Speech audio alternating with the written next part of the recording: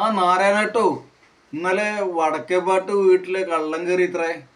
ഓ അതാണോ? ഇന്നലെ രാത്രി ഞാൻ ഒരു 8:30 ഞാൻ കടയിൽ നിന്ന് സാധനങ്ങൾ വാങ്ങി വരുമ്പോൾ കുറേ ആളുകളുടെ ശബ്ദം കേട്ടത്. കുറേ ദൂരത്ത് ഒരാളുടെ രൂപം അങ്ങനെ ഓടണ പോലെ തോന്നി. ഞാനപ്പോൾ എന്ത് ചെയ്തെന്നോ, ഞാനപ്പോൾ ഗൾഫിൽ നിന്ന് കൊണ്ടുവന്ന ഈ ഏകദേശം 20,000 രൂപ വിലയുള്ള എൻ്റെ ടോർച്ച് എടുത്തു. അതെന്താണെന്ന് അറിയാൻ ആ ഓടുന്ന ആളുടെ മുഖത്തേക്ക് ടോർച്ചൻ അടിച്ചു കൊടുത്തു. അപ്പോൾ അയാൾ ആ വലിയരമ്പത്ത് നിന്ന് താഴെ കണ്ടത്തിലേക്ക് വീണു. അങ്ങനെ അയാൾ അവിടുന്ന് എണീറ്റിട്ട് വീണ്ടും ഓടി. അങ്ങനെ അയാൾ ഓടിയിട്ട് നമ്മുടെ ആ തോടില്ലേ അതിൻ്റെ സൈഡിലേക്ക് എത്തിയിരുന്നു. ഞാൻ എൻ്റെ ടോർച്ച് പെട്ടെന്ന് അങ്ങോട്ട് ഓഫാക്കി.